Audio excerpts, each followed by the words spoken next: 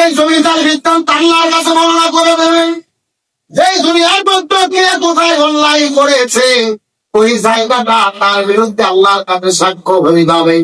আপনি গভীর রজনীতে ঘরের দরজা বন্ধ করে কোথায় জেনা করেছেন ওই ঘরের মাঠে আপনার বিরুদ্ধে সাক্ষী হয়ে যাবে। আপনি কোন জায়গায় কাছে রাম চুরি করে দিয়েছেন ওই কাছে নিচের মাটিটা ওই জমিটা আপনার বিরুদ্ধে আল্লাহর কাছে সাক্ষ্য হয়ে যাবে।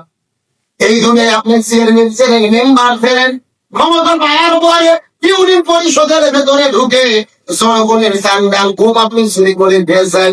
ইউনিয়ন পরিষদে ওই ঘরের জমিনের মাঝে আপনার বিরুদ্ধে সাক্ষী দিয়ে দেবে। এই দুনিয়ার ভেতরে আপনি কোন জমিনের ওপরে কোন মানুষকে হত্যা করেছেন এই দুনিয়ার কোন মানুষ হয়তো বা থাকে নাই, কিন্তু সেই জায়গার মধ্যে আপনি মানুষ হত্যা করলেন ওই জায়গায় বাড়ি আপনার বিরুদ্ধে আল্লাহর কাছে সাক্ষ্য দিয়ে দেবে। তার মানে দুনিয়ার ভেতরে যে সেই জায়গায় অন্যায় করবে অপরাধ করবে ওই জায়গার মাটিটা তার বিরুদ্ধে কি দিয়ে দেবে, সাক্ষী দেবে। জমি তার বৃত্তান্ত বর্ণনা করবে। এই জমিনে যে যেখানে অন্যায় করেছে যে যে জায়গায় গাড়ি অন্যায় করেছে ওই জায়গায় তার কাছে তার বিরুদ্ধে সাক্ষী দিয়ে দেবে। আমাদের অন্তরে যদি অনুভূতি থাকতো যে আমরা যেখানে কাজ করি যেখানে অন্যায় করি সেটা যদি আল্লাহর কাছে সাক্ষ্য দিয়ে দেয় এই অনুভূতি যদি আমাদের ভেতরে থাকতো সে বলেন তারপরে অন্যায় করলে পারতাম, আমরা জনগণ করতে পারতাম। আগে আমরা আজ থেকে 20 বছর আগে 30 বছর আগে হয়তো বাইরে দেখতাম না, সঠিকভাবে বুঝে নেয়। কত চাকরি যদি আমেরিকাতে আনার কোন লোক থাকে মালয়েশিয়া সইটা হবে, আপনি যদি ভিডিও ফোনে কথা বলতে চান মিনিটের ভেতরে মোবাইলের মতো দেখা যায় কি যায় না? আগে বছরে বলেন দেখা যায়। ভিডিও ফোন তো দূরের কথা, কোথায় আমেরিকাতে খেলা হচ্ছে আর্জেন্টিনা ব্রাজিল নেইমার মেসি দেখতেছে, তামাম পৃথিবীর মানুষেরা লাইভে খেলা দেখতেছে। 2 মিনিটও দেরি হয় না, 4 মিনিটও দেরি হয় না, খেলা চলতেছে সেইভাবে দেশের জনগণ দেখতেছে সেইভাবে লাইভ সম্প্রচার হচ্ছে।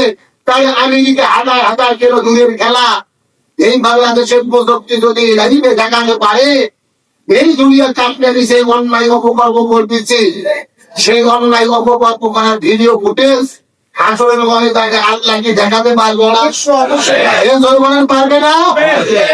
তার মানে এই দুনিয়াতে আমরা যা করতেছি মনে করলেন জমিনটাই হলো সিসিটিভি, এই জমিনটা ভিডিও করে রাখতেছে। আপনি যে ঘরের মধ্যে অন্যায় করবেন ওই ঘর আমার বিরুদ্ধে সাক্ষী দেন, আপনি যেই জায়গায় অন্যায় করবেন ওই জায়গায় আমাকে আপনার বিরুদ্ধে সাক্ষী দেবে। আর সবগুলো সাক্ষ্য আল্লাহর কাছে হাজির করা হবে, আল্লাহ তারা বিচার করবেন। সেই বিচারের মধ্যে কোন ভেজাল জনগণের কোন ভেজাল বাংলাদেশে বিচার হয়। আপনি যদি ধরের লোক হন আর বিচার যদি আপনার মামু খানু চাচা আত্মস্বজন হয় স্বামীর পর সম্ভাবনা আছে না নাই? আপনি যদি বিরোধী দলের লোক হন ভগবান, কিন্তু সরকারি দল হলে বিপদ নাই, বিচারক হয়তো আপনার পক্ষে, কিন্তু আল্লাহ তাআলা যে বিচার করবে ওই বিচারে কি ভেজাল করা সুযোগ আছে? এই দুনিয়াতে যে যতটুকু কাজ করবে সেই কাজের নিয়ন্ত্রণ আপনারা বুঝে দেবেন। বিচারের ভেতরে কোন ভেজাল করা, এই জন্য আল্লাহ সুবহানাহু ওয়া তাআলা বলেন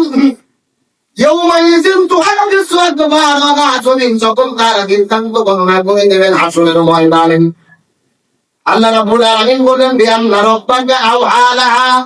আর জমিন এই জন্য এমন করবে তার রব জমিনের রব মানুষের রব আল্লাহ, আল্লাহ তাআলা হুকুম করবেন এই জন্য এই কাজটা করবেন।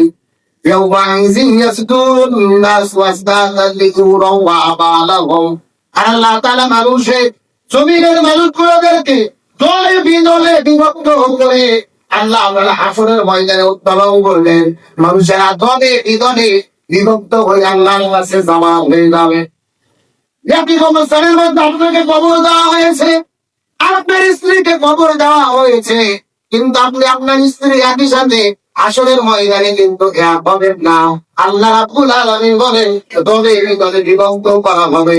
ইমানদারদের দল হবে আলাদা, মুনাফিকের দল হবে আলাদা, কাফিরদের দল হবে আলাদা, ইহুদিদের দল হবে আলাদা, খ্রিস্টানদের দল হবে আলাদা। তার মানে ভিন্ন ভিন্ন দলে আল্লাহ হাসরের ময়দানে উত্তোলন করবেন। যার কারণ হলো এই দুনিয়ার মধ্যে যে যে আমল করবে, যেমন তারা তাদের আমলকে নিজের চোখে দেখতে পারে।